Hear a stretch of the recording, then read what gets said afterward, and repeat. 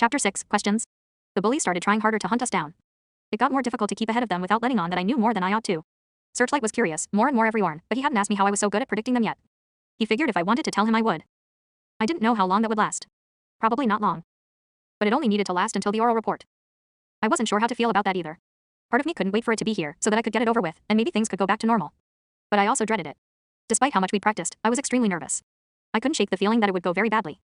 And though I tried not to admit it, it was kind of nice to have friends, even just temporary, pretend ones. Hey, Soundwave. I nodded, looking up from my notes. I had a processor ache from a test we'd had in one of my other classes. It wasn't too terrible, but it still wasn't pleasant. You're quieter than normal. And that's saying something. I shrugged. You okay? No, I was not. They were going to start the oral reports in 2 orns, and then I had 3 tests the next to Karen. I wished it was a matter of studying harder, but that really wouldn't help. Soundwave. I nodded again. I'd need to go check on Ravage soon. He'd been recharging when I'd gone to get him after classes, so I had just let him be. Hey, Searchlight said. You mechs want to go to the park? No, Ratchet said. I shook my helm. That would probably make my processor ache worse. And I also happened to know that the bullies had been planning on going there this orn. They probably needed to let off some steam terrorizing some local younglings. They were getting frustrated. They couldn't pin Searchlight down, no matter what traps they laid for him. It was kind of amusing, really. It was helping the other students too. Verdict and the others were so obsessed with catching Searchlight that they didn't have as much time to torment anyone else. These mechs don't ever want to do anything fun. Come on, Searchlight said. He got up from the floor where he'd been sitting and went to look over Ratchet's shoulder. Are you kidding me? That's not even homework, he said. Ratch, are you reading a dictionary? It's an encyclopedia, Ratchet said, glaring over his shoulder. That's even worse. I turned my datapad off and stuck it in my bag. Okay, Searchlight said, checking his internal clock. Hey, we should go to the Energon Hall. That was an even worse idea. It was busy and crowded. Definitely not my favorite place. I usually only stayed there a bream or so before sneaking away. Ratchet checked the level of energon in his tanks thoughtfully. Then sighed. Fine. He turned off his datapad. Great. I got up. I need to check on Raiva age, I said. Come with us, Searchlight said. You can check on him afterward. I shook my helm. Searchlight cocked his helm to the side. What is his deal? Why not? Come on. I looked at him. He seriously couldn't think of any reason why I wouldn't want to tag along with him and Ratchet to the Energon Hall. Searchlight looked back at me. Oh, his optics widened. He doesn't have a mouth. Brilliant observation. Well, I'm going, Ratchet said, shoving the encyclopedia datapad in his bag and heading for the door. Wait, Ratchet, but Ratchet walked out the door and around the corner. Searchlight hesitated, hovering between chasing after Ratchet and talking to me more. That's awkward, but really, how does he eat? Does his screen, like, open up or something? That would be so weird, I should just let it go. I don't want to ask, I need to catch up to Ratchet, okay, whatever, he said, and led the way to the door. I followed him out and started walking down the hall to my room. That must really rust. He's probably super embarrassed, but it's not really a big deal. I should try one more time.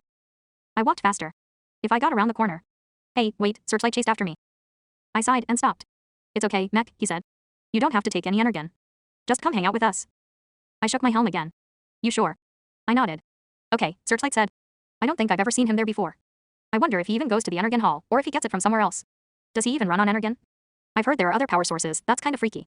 Well, see you next Orn. He turned and walked away. I headed to my room. The processor ache was backing off a little, which was nice. It probably wouldn't really go away for another few jors. I neared my room. Ravage was still recharging in there, so I walked past it. There were 2 main wings in the school building. One had classrooms, teachers' offices, and the library. The other one had student dorms. The Energon Hall was on the bottom floor of the student wing. I did need to get some Energon soon. But I didn't want to risk seeing Searchlight and Ratchet there, so I went to the library first to finish studying in relative peace. There were 2 femmes who ran the Energon Hall. They had a system worked out and kept everything very organized. It was only open before and after classes, and it closed a drawer before lights out. One femme ran the Energon dispenser and would give you a cube of Energon. Then the other femme stood by the door and would take the empty cube when you left. The cubes were reusable, and they didn't like losing them.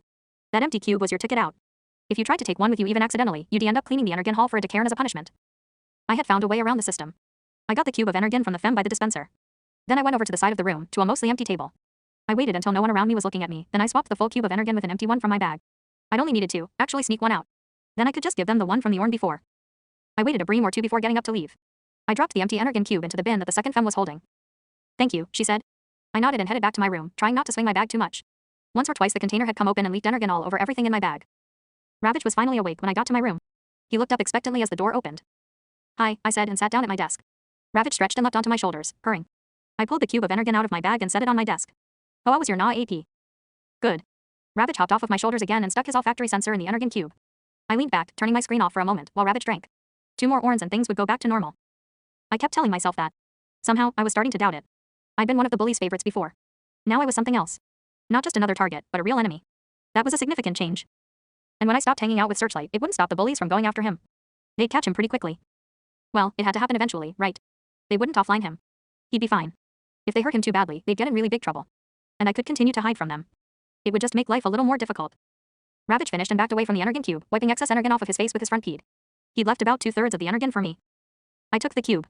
A port on my shoulder slid open and I carefully poured the energon into it. Every once in a while, I had to eat in front of other mecha and it was always very uncomfortable for everyone. This was another reason I couldn't have friends. It was just awkward. When the energon was gone and my tanks were comfortably full, I put the lid back on the empty cube and stuck it in my bag. Ravage climbed onto my shoulders again. Can we go to Searchlight's room? No, I said. How come? I have a process 00 or 8. Oh, Ravage said, then leaned his helm against mine. I'm sorry. I hope you feel better soon. I reached up to rub the plating behind his audios. I hoped that too. The next Orn, we needed to practice our presentation another couple of times just to make sure we were ready. After classes were done, I went and got Ravage from my room, then headed to Searchlight's. Sometimes I still didn't want to bring Ravage because he was distracting and he annoyed Ratchet. And I didn't want to run into the bullies again when I had Ravage with me. But I also didn't want to leave him alone in my room because that wasn't fair to him. Searchlight's door was closed and locked, so I hit the request entry button. Ratchet was in there by himself. He wondered who I was and considered just ignoring me. But then he sighed and got up to open the door. Ravage saw who had opened the door and before I could stop him, he pounced. Ah. So Ori. I stepped into the room. Get off of me. Ratchet shoved Ravage off of him. Ravage grinned and sat up, pleased with himself. Where's Searchlight? I asked. How should I know? Ratchet said. He doesn't tell me anything. He went back to his desk. And could you fragging control that thing? Searchlight had said he'd be here. I haven't seen him all Orn. If he offlined, I probably wouldn't know for a Cairn. Disappears and doesn't show up for Jors sometimes. Who even knows what he's up to? That wasn't true. Searchlight was usually pretty dependable. If he said he was going to be somewhere, he usually showed up. The bullies. I vented a sigh and looked down at Ravage. I couldn't bring him with me. And I didn't want to take him back to my room. Raw of age, stay here, I said. What? Ratchet said. Where are you going? Ravage wondered. I'll be back, I said. Don't leave your cat thing here. Ratchet said, but I walked out the door and it closed behind me. I was almost tempted to extend my range to find Searchlight, but I knew I'd regret it if I did that because then I'd have to wait Jors for it to shrink back to the base range. So I just headed toward the classroom wing. I didn't have time to hack the monitors and find out where they were. But I knew the places the bullies liked to hang out and I knew where Searchlight had probably gone. He usually went out to the yard. He liked it outside and he could get to know a lot of other mecha that way. Then he would have come back in and headed for his room so he could meet me there to work on the project. The bullies could have cornered him on the way. Hopefully, they hadn't had him for too long. I got to the yard. Searchlight was out there, perfectly fine, playing with a group of other students. They were throwing around a lobbing ball, talking and laughing. I walked out into the yard as well, wondering if he would notice me. At least the bullies hadn't gotten him. Now I was just annoyed that I'd come all this way for nothing. He did notice me after a bream or so. Hey, it's Soundwave. I wonder if he wants to play. Oh wait, the project. The ball hit him hard, almost knocking him off his pids. Sorry. The mech who'd thrown it said. No worries, Searchlight chased after it, caught it, and tossed it to another student. I have to go do homework. See you later. He jogged over to me. Some of the other students were in my range, but even if they weren't, I could have guessed they were watching us, curious and a little confused. It was strange for anyone to talk to me, especially someone like Searchlight. Searchlight noticed them watching, but didn't seem to care much. Sorry, he said when he got close to me. Lost track of time. He led the way back into the school and toward his room. We didn't make it very far before a group of processors I recognized came into my range. I froze for an instant. The bullies had been outside, but not in my range, so I hadn't noticed them. As soon as we'd left the yard, they'd started following. We needed to go faster. I'm super excited for the presentation next Orn, Searchlight said. It's going to be totally awesome. I didn't want to tell him I knew the bullies were coming. He'd wonder how I knew. But we needed to go. Verdict and Motormaster came around the corner behind us. Searchlight heard them and looked over his shoulder. Oh, great, he said. But instead of running, he stopped and turned to face them. We should go I said. The bullies stopped as well. Don't have your attack cat with you this Orn, huh? Verdict said. Searchlight didn't respond. He wasn't quite certain whether he ought to run or not. He knew he wasn't going to be able to put up much of a fight, but he didn't want to look like a coward either. So he resigned himself to getting pounded into a pile of slag. We needed to run or we'd miss our chance. They were just stalling. Go, Soundwave, Searchlight said. I have no right to drag him into this. Jazz came around the corner at the other end of the hallway, trapping us. Perfect. I should have just taken Ravage back to my room and waited. Told you we'd find you eventually, Jazz said. He wasn't looking at Searchlight, though, he was looking at me. I want to know how you've been evading me, Stutter. If I could get far enough away I could send out a teacher signal and scare them off, but I'd have to get past Jazz. Searchlight would think I was abandoning him. He'd understand, though. The bullies closed in. I wish I could communicate with Soundwave, Searchlight thought. I could help him get away. This is my fight, not his. If he runs, I'll try to help him out. Good. I turned and sprinted toward the black and white mech. Jazz moved to block me, but I pushed off the wall and slipped past him. He turned and tried to chase after me, but Searchlight jumped on him, knocking him over and exposing his back to Motormaster and Verdict. I went around the corner, trying to stomp on the guilt I felt. It was fine. I would come back for him. I winced as they shoved Searchlight to the ground. Then as soon as I was far enough away, I turned on a teacher signal. They noticed after a few Astroskins. Frag, Motormaster thought, every fragging time. I can't believe this. We finally caught him. Verdict's frustration was almost tangible. Jazz, however, was suspicious. This happens every time, Soundwave leaves and then a teacher shows up. How does he get them here so fast? I'm missing something. No, I froze. He was going to figure it out. Verdict kicked Searchlight in the faceplate, hard. Okay, let's get out of here. The other two followed, though Jazz was still thinking hard, trying to piece it together. They left Searchlight in the hallway. I waited until they were gone, stretching out my range so I could watch them leave the building and head back out into the yard. Then I went back for Searchlight. He had gone back to his PIDs. He had a great big dent in his faceplate, but other than that and a few scrapes, he was okay. What was that? Searchlight asked. What? I replied. I knew what he was asking about. That was weird. They had me cornered and helpless, and then they all just stopped, and then got up and left. He looked at me. Did you do that somehow? That same thing happened the first time. I walked away, hoping he would follow me. He did, but he was thinking. And he wasn't going to let it slide any longer. There were too many coincidences.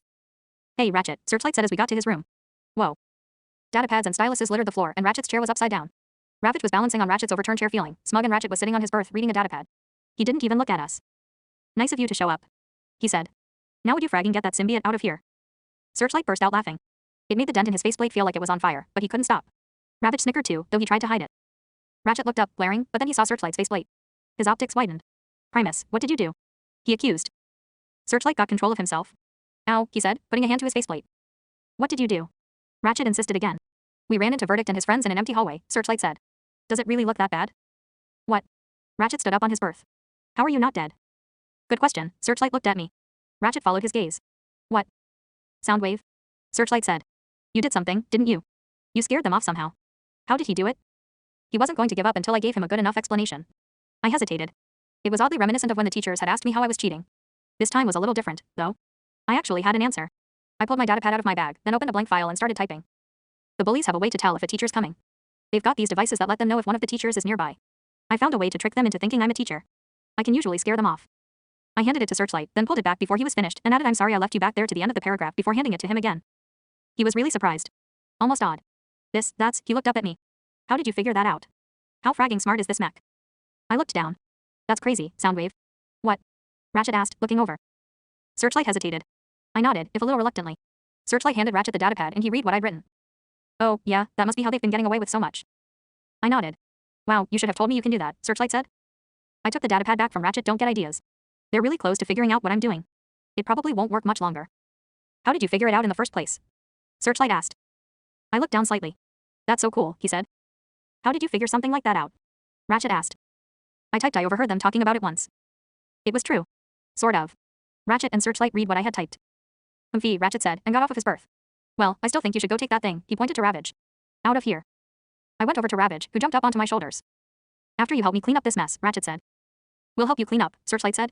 But Ravage can stay. Soundwave and I need to finish working on our project. At least that'll be done after next Orn, Ratchet thought. Then maybe there'll be some peace and quiet around here. With Searchlight for a roommate. Probably not. Ravage dug his claws into me as I leaned over to pick up the chair. Ravage would be sad when we stopped coming here. But I'd explain why to him. He'd understand, eventually. I couldn't keep spending time with them. They'd just get more and more curious about me and ask more and more questions that I didn't want to answer.